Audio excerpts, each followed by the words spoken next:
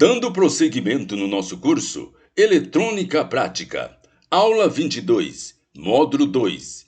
O assunto: estrutura dos capacitores eletrolíticos. Vamos lá?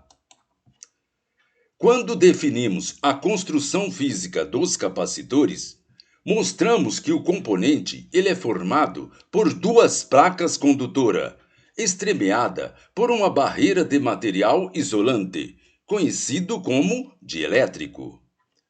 Observe com atenção o capacitor que está sendo mostrado ao lado. Preste atenção nesse capacitor. O material isolante, que é o dielétrico, é construído por um meio fixo ou sólido, isto é, plástico, poliéster, cerâmica e etc. Esses materiais, eles se prestam na prática à industrialização de capacitores com valores de até alguns poucos microfarad, isto é, milionésimo de farad. Quando precisamos de capacitância de valores maiores, esse isolante não representa uma boa solução. Nesse caso, a solução dos fabricantes foi o chamado capacitor eletrolítico, cujo dielétrico é formado quimicamente. Os detalhes construtivo e físico, bem como o seu símbolo dos capacitores eletrolíticos, são mostrados nas figuras abaixo. Preste atenção nas figuras. Nela nós temos o aspecto físico do capacitor eletrolítico.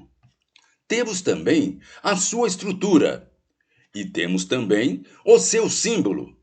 Observe que o capacitor eletrolítico ele tem polaridade.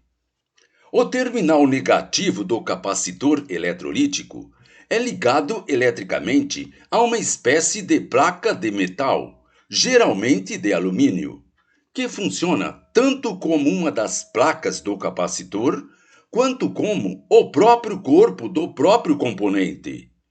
O outro terminal é o positivo. É ligado a um eletrodo metálico interno, separado do corpo do capacitor por uma espécie de pasta química. Quando esse conjunto ele é submetido a uma tensão determinada, a corrente que percorre determina a formação de uma camada isolante de óxido, sobre o eletrodo central, que é o positivo. Essa camada isolante, ela é finíssima, com que se consegue valores relativamente altos de capacitância num componente pequeno. Tem um aspecto importante a ser considerado. Preste atenção.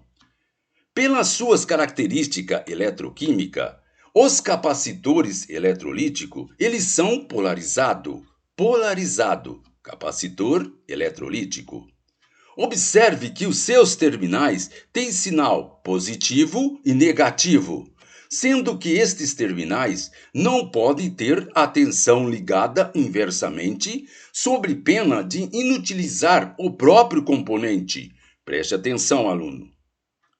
Observe que os seus terminais ele tem sinal positivo e negativo, capacitor eletrolítico, sendo que estes terminais do capacitor eletrolítico não podem ter a tensão ligada inversamente, sob a pena de inutilizar o componente. Outra coisa, a tensão máxima de trabalho dos capacitores eletrolíticos é normalmente mais baixa do que esperada nos outros modelos. Seu corpo é geralmente cilíndrico e seu tamanho não é muito pequeno, mas sim diretamente proporcional ao valor da tensão de trabalho.